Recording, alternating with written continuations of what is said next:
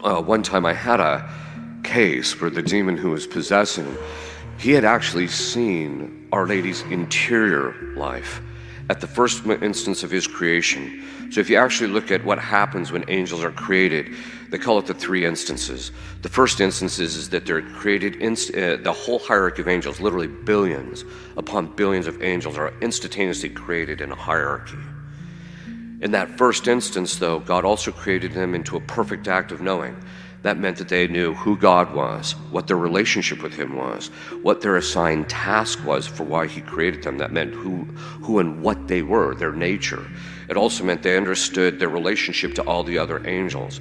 St. Thomas says that they even saw the temptation or what would happen if Lucifer fell, who they would be under if they fell, but also the punishment if they fell, but then also the reward if they were to, what the reward would be if they were faithful. They saw the totality of that all instantly at once. And then at that moment, St. Thomas says that because they saw that intellectually, there was a concomitant delight in the will in seeing how beautiful that was of God's plan. And then they made their choice, which in the second instance. And then the difference between us and angels is that we're pretty stupid, right? We're dumb. I mean, all you got to do is turn on the television and you get a pretty quick indicator of that, right? In fact, it seems like the number of people carrying around weapons-grade stupidity keeps increasing all the time, right? It's like, wow. That means that as human beings, whenever we make a choice, the definition of choice is or free choice is an attribute of the will in which the will is able to make a determination between goods. Okay. Now that determination means that when we make a choice, we kind of fix our will in something. And as time goes on, because we're not that bright, that fixedness that we have in relationship to the evil or the good is, it takes time to build up to where we become more and more fixed in it. Right? It doesn't mean we can't commit a mortal sin and therefore determine our eternal destiny, because if we die in the state of mortal sin or in the state of grace, God fixes our wills either in evil or in the good, depending on whether we're in the state of grace or not. Okay, so that's it. But with the angels, because they had perfect comprehension of exactly what they were doing, there was no ignorance, there was no weakness, like us who, we see the chocolate and we're like, oh, gotta have the chocolate, right? They're not like that. They had full comprehension of it. That meant that their choice was much freer than ours is. And that means when they made their choice, they fixed their will permanently in that thing, whether it was good or bad. In fact, one time I was dragging this demon through the fact that he was created to have I said, so you were created to have the beatific vision, yeah, and you were created to do this magnificent task, yeah, and you were created to have this wonderful relationship with everybody in heaven, yeah, and I go through all these different things, and then you knew that if you chose against that you'd end up in hell, yeah, you'd never see God, yes, and that you would suffer for all eternity, yes, and you'd do it again, yes. They literally are fixed in that, okay. This is why you hear from time to time today, there has been the resurrection of a heresy that originally came from Origen, but it's called wait a minute, I gotta remember this word. Apokatastasis. It was a heresy that was formally condemned by the Council of Constantinople, which says that in the end, the people in hell will get a second chance or possibly get back into heaven. The church has formally condemned that proposition. Once you're in hell, it's eternal. Right? In fact, one of the things you actually see with demons, in sessions, you can actually make their suffering increase by talking about this is never going to end. The suffering you're undergoing is never going to end. And they recognize that. Right? And it causes, just recognizing that it's eternal, it's never going to change, causes them more pain. So then they made their choice, and every single angel will tell you that their fundamental failure was sacrifice.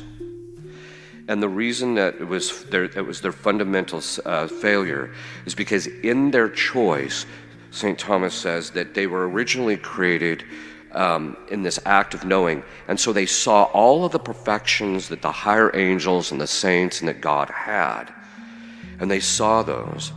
And so their sacrifice was that there was one particular perfection that they had to be willing to forego in order to fulfill their task.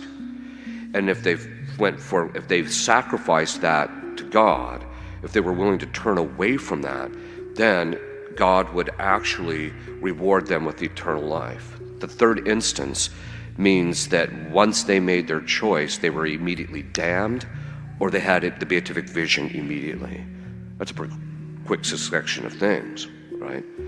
And so, right off the bat, they're either experiencing the pain of loss or they're enjoying the beatific vision. They're still in each other's presence for a little while. And this is one of the reasons why at a certain point God, and there's this battle that goes on in relationship to each other for a while, and then God gives St. Michael the power to cast them all into hell, right? So this is one of the things that happens. So why am I going into this? Well, first of all, if you look at, so I was dragging this demon through this process because he was given at his first instance, because part of his assigned task was to serve Our Lady, he actually got to see her interior life as she was going through the Passion. Okay, so this interior life, he said when he saw it, there was two different demons in this case. They both fell in relationship to the beauty of Our Lady. But he said when he saw this interior beauty of Our Lady, it was so absolutely beautiful that he couldn't bring himself to share her, even with God. He wanted her for himself, right? And this gives an indicator of how beautiful it was that it took him when he saw this. The other possessor in the case was Beelzebub. Now, Beelzebub is another name for Satan. And he said when he saw that beauty of Our Lady, he knew he would always be second best. He knew that there was no way he would ever achieve that level of beauty, and he wanted that beauty for himself. So at a certain point, I said to Beelzebub, because he'd mentioned that, a little bit later during the sessions, I said to him, I commanded him to tell me, what about her beauty didn't you like? Because he refused God to serve God's will because he had given Our Lady this beauty and he didn't give it to him. And I said, what about it didn't you like? And he said, well, it was the purity of her beauty. I'm like, well, that's a pretty broad statement. And then I said, well, what about the purity of her beauty didn't you like? He said, it was the purity of her love. And I'm like, well, that's a pretty broad statement too. What is it about the purity of her love that you didn't like? He said, it was the fact that when she sacrificed herself to God, she never once counted the personal cost. That means that Our Lady is different from every single individual sitting in this church. We always count the personal cost. We think about how much we're going to suffer when we have to give up something. Right? I mean, as an exorcist, a lot of times I'll tell people to start fasting, and then all of a sudden you get the wailing and gnashing of teeth. Oh, Father, I can't do this. You're just like, it's not that hard, right? The point being is that we count the personal cost, even in our own personal relationships. You see this even in marriage, where people are, there's the relationship, and to kind of circle around a little bit to that in relationship to woundedness, is that they're calculating how much they're willing to give their spouse based on how much it's going to hurt, right? Okay. So then he said, and it wasn't just the fact that she never counted the personal cost. He said that basically she never, any time God asked her of anything, she never took herself into the accounting of the equation of what was to be done. She just said yes, she just did it, right? So there's this complete selflessness in that process. So in that sense, she's different from all of us. She's different from every other human being because we count the personal cost. But then he said, and it wasn't just that. It was the fact that she did it over and over and over again and never counted the personal cost once. That means that not only is she different from all of us, she's different from every single saint, she's different from every single angel in heaven. All of the angels, in fact, he said, what made me so angry was the fact that she got to sacrifice herself over and over and over again, and I only got to sacrifice myself once. And so he said, knowing that, I knew I could never achieve the level of her interior beauty. Now notice what he's saying. One is that there's no angel that's like her either. This is why the saints say that the sanctity of Our Lady, well, let's just back up a bit.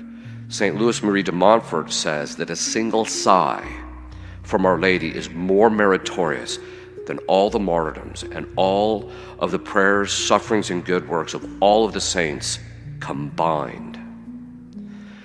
And the reason being is because there is no one who sacrificed, other than her Son, who sacrificed herself in that manner. No one. And this is, and in fact, the saints say that even her sanctity is greater than all of the saints and all of the angels combined.